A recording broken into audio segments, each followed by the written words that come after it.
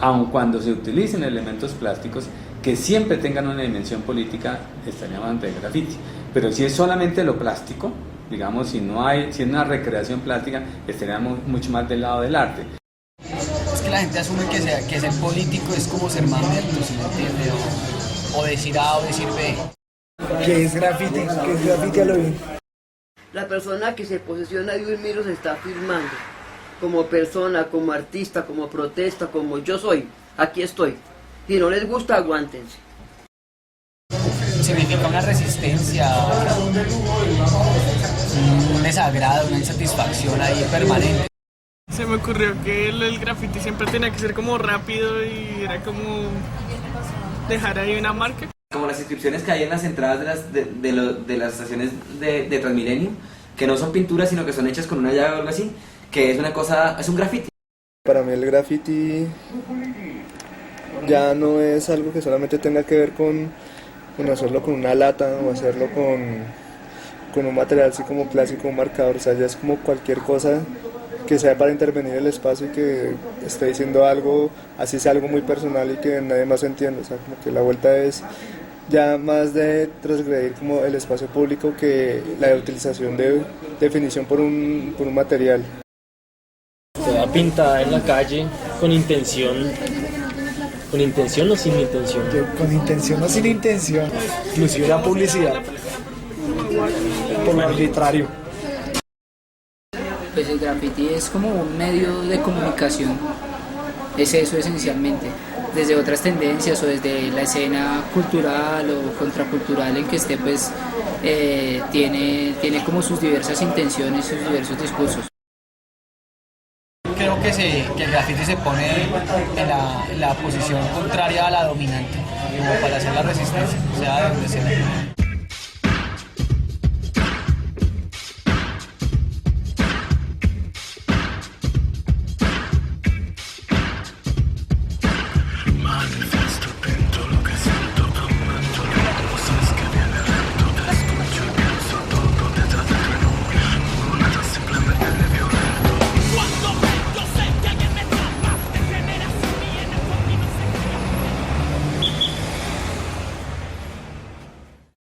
Cogimos con Jorge esa costumbre de que cuando cumplían años, por ejemplo, nos gustaba que ese día quedara en la memoria de que el chinito tenía tal estatura. Y marcábamos en la pared cómo estaban creciendo los dos muchachitos. Era una huella del tiempo, de cómo transcurría el tiempo, cómo los niños iban creciendo, se iban volviendo adultos. Es como un recuerdo, puede que el muro diga a la gente, uy, pero ese muro está sucio. Ese muro, no, es que es el paso del tiempo.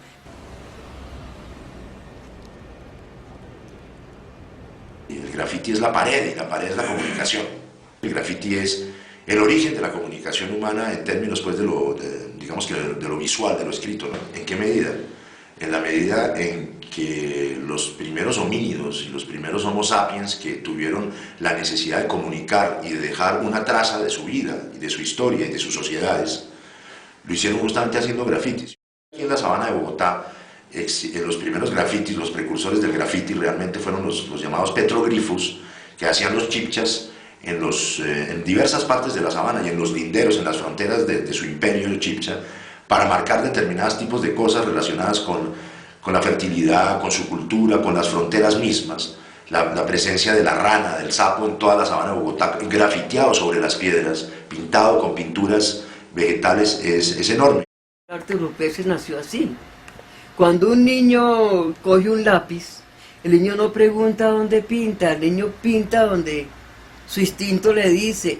Pero en la medida en que las sociedades modernas son sociedades más complejas, ya no se podría pensar solamente en lo innato, sino en la parte creativa y en la parte política. Es claro que Bogotá, junto con San Pablo, esas dos ciudades lideraron el movimiento graffiti de los años 80 para América Latina y para Occidente. Fue muy claro los vínculos que se dieron entre el graffiti y la expresión ciudadana, especialmente en Bogotá. Quizás solamente comparable a lo que pasó en mayo del 68 en París, pero yo diría que aún mucho más fuerte el fenómeno de Bogotá. Aquí hubo un auge impresionante del graffiti. Se expresó la palabra libertad en esos muros. Empezó un movimiento de transgresión. como romper con esa sociedad tradicional, católica, hipócrita, racista, colonialista, y los jóvenes dijeron no más, y empezó, y ahí nace el movimiento grafitero. El grafiti en América Latina, especialmente Centroamérica y Colombia, Perú, los países que estaban en conflicto, e igualmente posteriormente las dictaduras de los 80, el grafiti pues era muy dominado del panfleto, o un grafiti antiimperialista, un grafiti muy poco creativo, dominado por los grupos de izquierda y prácticamente sin ninguna opción estética que lo fundamentara. El muro fue como donde el muro era un sitio donde el pueblo hablaba, donde el pueblo se expresaba. Los muros se volvieron sitios de confrontación. Ya llegó la hora de la resurrección. Hay que salir a la calle y no esconderse y hablar, solamente hablar. Ya pasó lo que tenía que suceder. Hay un pueblo que te grita, vas a tener que escuchar, ay, ay, ay. Culturas ancestrales han venido para la celebración. Se conmemora el día de la insurrección. Dicen que hay un destino en esta vida, aquí estamos dele buscando. Mal que te pese, parece que algo estamos encontrando. Y una fecha que marcó y que creó un movimiento que sí fue muy fuerte fue cuando vino el Papa Pablo VI. Porque la gente quería expresar que tenían hambre, que eran marginados, y hubo cosas absolutamente geniales. Esos momentos de lucidez que tiene la gente tan increíbles.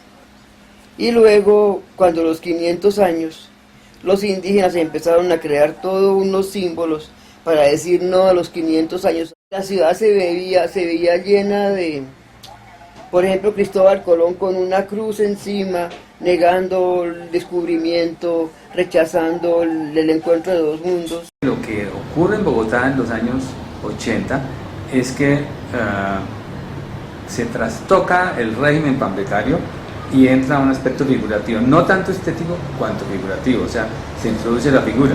Probablemente que la meca del grafiti, diría yo que del mundo en ese momento es Bogotá, y de Bogotá es la Universidad Nacional, la meca es la Universidad Nacional. En ese momento el movimiento estudiantil tenía un carácter político muy fuerte y era un movimiento muy sólido.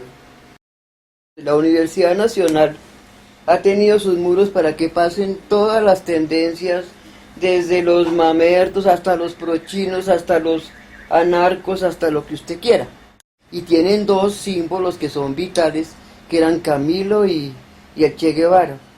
Pero cuando llegó este reformista que era terrible, quitó a Camilo. Y yo cuando llegué dije, pero esta no es mi universidad. ¿Por qué le quitaron la identidad si esto lo creó Camilo?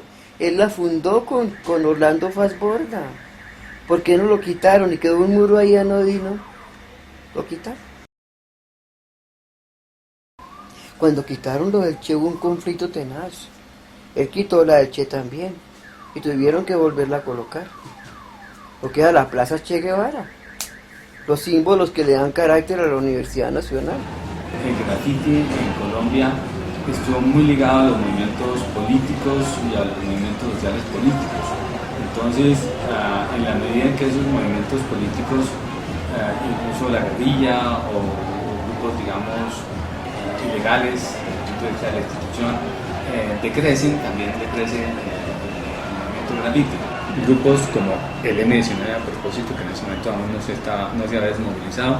En el origen del M19, cuando apareció en los periódicos aquellos famosos avisos contra los gusanos, contra los parásitos, ya viene M19, se utilizó la publicidad formal, pero eso luego se trasladó a la calle y fue muy importante en el desarrollo pues, de la lucha política y armada del M19. La presencia de la imagen del M19 y de los grafitis en todo el país, inclusive en cosas profundamente atroces y condenables y horribles que hizo el M19, como el asesinato de José Raquel Mercado, donde se hizo un pretendido juicio popular para saber si había que fusilar o no a José Raquel Mercado, y la gente ponía sí o no en las paredes de las ciudades.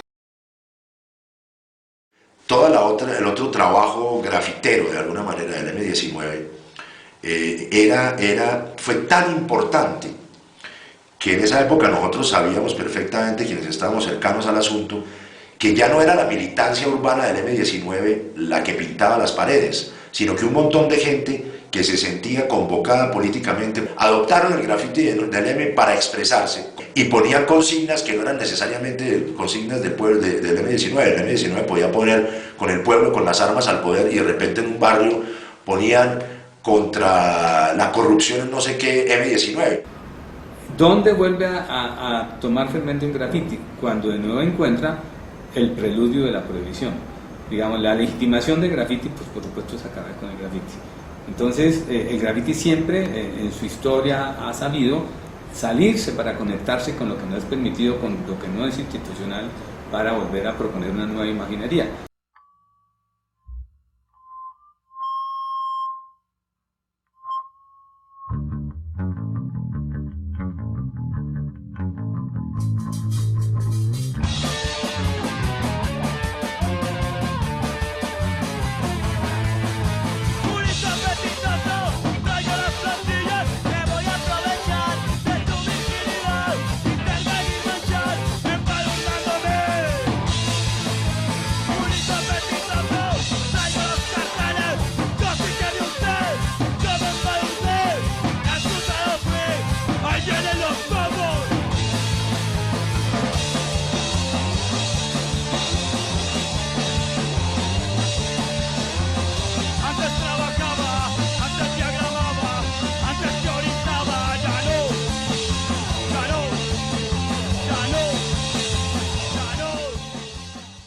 Hay una figura de movimiento que son quienes siempre están ahí pintando y están haciendo cosas por un movimiento. O sea, que de pronto uno no se conoce con la gente, pero hay movimientos, o sea, como un grupo general grandísimo.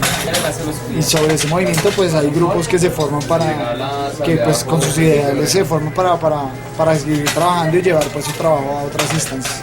Estaba la oportunidad para hacer de alguna manera un tipo de escuela, digamos, no en términos de la escuela normativa, sino de aprender de otras iniciativas y de aprender de otros proyectos, y pues eso hacía que el incentivo para continuar con la cosa y que subiera de nivel pues se acrecentara. Que eso en la calle los amigos no es sino el vicio y el dinero. Pues dejémonos que aquí es donde la vida trae muchos desengaños, madre. Un crew de graffiti es algo más que salir a pintar, o sea, que usted no se conozca con alguien y solo salga a firmar y ya, ¿sí me entiende? O sea, de haber como una química entre el grupo, un complemento, otra perspectiva que le puede aportar a uno cosas tanto, digamos, de la vida, personales, de graffiti, de ideas y demás. En grupos se desarrollan mucho más habilidades, mucho más cosas que pues, son importantes también. Un oficio estético, interpretativo, político, cultural, que es un patrimonio de la gente, es un patrimonio de la ciudad y de los creadores. Unos grafitis y unas pintadas que desde mi perspectiva alcanzan a romper ese imaginario del vandalismo, que es como el imaginario más básico que tiene todo el mundo de no importa lo que esté pintando, pero está pintando en la calle. Entonces hay cosas que sí alcanzan a romper ese imaginario, y que cualquier persona que esté en sus roles y que esa calle sea parte de su rol de tránsito, de trabajo, de estudio, lo que sea, le puede llegar a generar una sensación, puede llegar como a un momento de sensibilidad. El graffiti en los 80 inspiró la transvanguardia, y el graffiti en los 90 y 2000 inspiró el arte público. Hay grafitis que perduran, es decir, el arte mural, finalmente uno podría decir que es una sutileza y una exacerbación creativa del graffiti, ¿no? Y uno ve que hay grafitis inclusive en la ciudad que se vuelven poco a poco no solamente patrimonio cultural, sino patrimonio del imaginario urbano. Yo veo que hay grafitis y tags y pinturas en Bogotá que las han dejado por bonitas. Todos no pensamos igual. Hay gente que no le gustan esos malos gustos en las casas y pillan, que usted la ven medio coloreando así con un spray, algo, y ¡pum! A mismo le llaman los marios. Esos vándalos debían judicializar, claro, y pues meterles mano dura y... No, son cosas que no se deben hacer. Porque qué tal usted tuviera bien bonita su casa y que llegara otro payaso a hacerle esas pendejadas. Siempre que Las centrales obreras incitan al pueblo a una marcha. Los monumentos, los buenos edificios, las buenas vitrinas son los que pagan el pato con la gente desadaptada, porque esos son desadaptados, ¿no? No comprenden que una pared no tiene la culpa de nada, una iglesia no tiene la culpa de nada, un edificio. Esas son cosas materiales que no sienten, no ven ni nada de eso.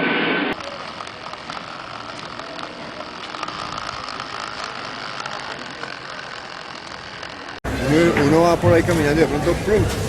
algo especial. Me